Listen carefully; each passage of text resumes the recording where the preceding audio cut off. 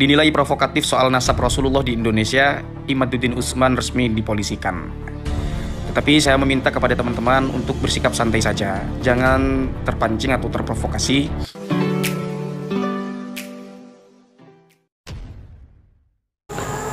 Assalamualaikum warahmatullahi wabarakatuh. Jumpa lagi dengan saya di channel Gagasan Progresif 79. Sahabat sebangsa dan setanah di mana saja Anda berada. Kembali kita mengikuti perkembangan informasi masalah habaib di Indonesia. Di balik viralnya masalah nasab yang terus menerus ya membuat publik ini makin penasaran ya, akibat adu argumentasi masih saja terus berlangsung lewat tulisan-tulisan yang ditolorkan oleh baik Kiai Imaduddin Usman maupun dari kalangan habaib.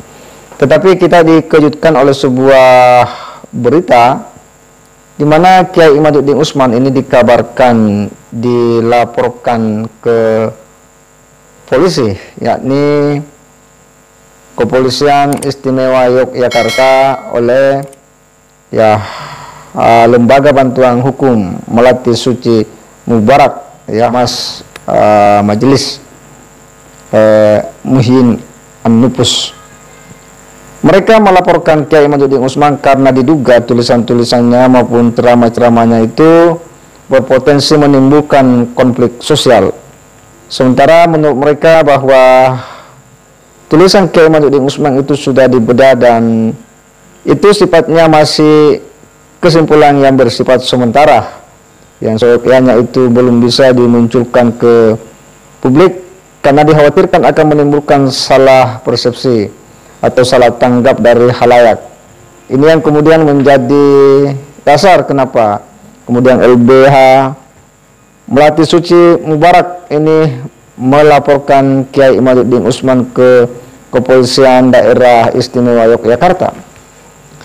Tentu kita sebenarnya terkejut dengan pemberitaan itu ya, karena kita berharap bahwa masalah nasab ini betul-betul berawal dari sebuah kajian ilmiah yang mendasar pada keilmuan.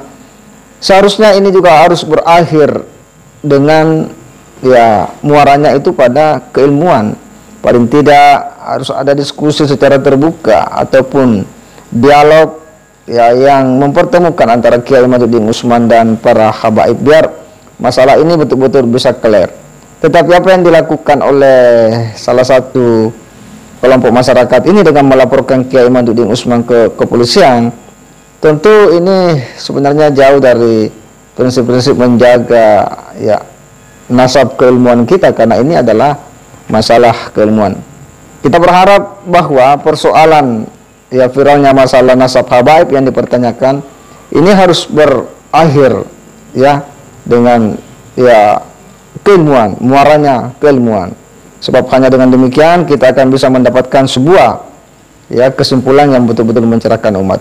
Namun seperti apa situasi dan kronologi ya, dilaporkannya Kiai Imaduddin Usman, kita akan coba simak dulu sama-sama. Dinilai provokatif soal nasab Rasulullah di Indonesia, Imaduddin Usman resmi dipolisikan. Tetapi saya meminta kepada teman-teman untuk bersikap santai saja, jangan terpancing atau terprovokasi, sebab banyak sekali netizen-netizen yang berkomentar tidak senonoh atau komentar-komentar yang justru malah memperkeruh.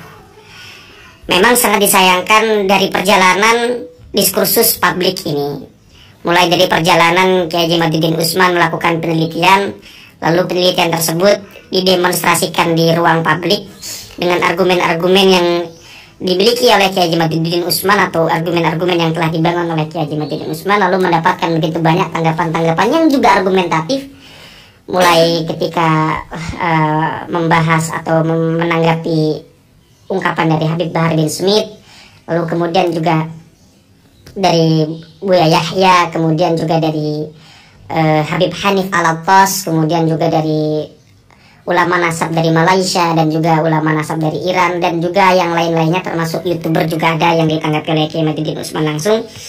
Tentu itu kan apa yang ditampilkan adalah soal ilmu. Argumen-argumennya jelas, kita bisa baca secara saksama. Tapi di sini Kiai Imaduddin Usman dalam orasi-orasi pidatonya dinilai sebagai orasi pidato yang provokatif. ya. Tapi kita tidak boleh terpancing, tidak boleh emosi, kita tetap santai saja. Dan saya mohon kepada teman-teman jangan maknai ini sebagai isu kebencian.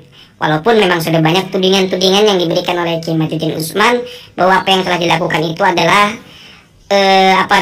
soal isu kebencian atau soal isu kekisruhan ya. Oleh karena itu saya memohon kepada teman-teman dan saya juga menghimbau kepada teman-teman, kalau kita menilai ini berdasarkan rasa suka atau tidak suka, rasa kebencian atau rasa fanatisme terhadap satu dan lain pihak, kita memiliki tanggung jawab atas sikap kita. Jadi apa yang dilakukan oleh Kiai Madid ini kan hasil penelitian.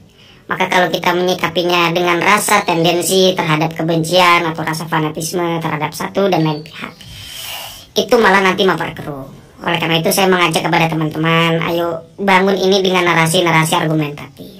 Jangan saling membenci, jangan saling ada rasa atau kita memilih satu pihak itu dengan rasa fanatisme berlebih. Padahal kalau kita melihat di dalam tulisan Kiai Imaduddin Usman itu kan sudah menyatakan mukhtalaf fi.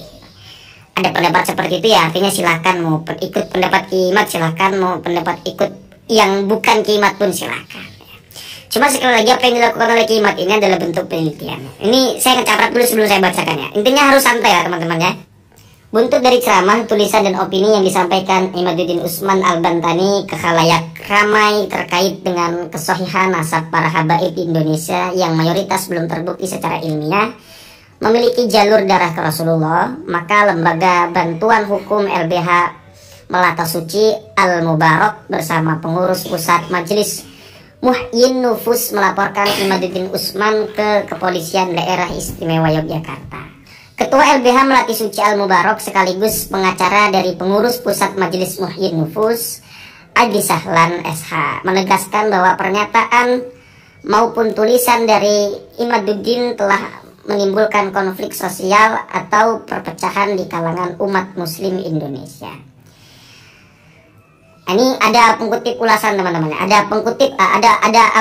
mengutip dari percakapannya. Akar persoalan adalah buku Imaduddin yang berjudul Menakar Kesohihan Nasab Habib di Indonesia, sebuah penelitian ilmiah yang diterbitkan oleh Maktabah Nahdlatul Ulum Banten pada tahun 2022. Padahal dari kajian akademis kami, hasil penelitian yang Imaduddin lakukan sangat jauh dari sisi etika penelitian dan apalagi sisi metodologi penelitian ilmiah yang lemah.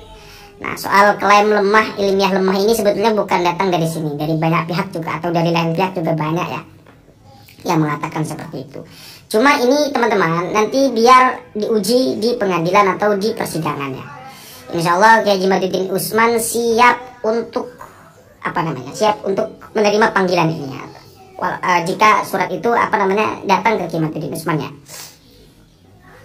Gitu ya, nanti biar diuji di pengadilan gitu. Atau hasil penelitian Kiai Imaduddin Usman akan dikaji di meja pengadilan atau di meja persidangan.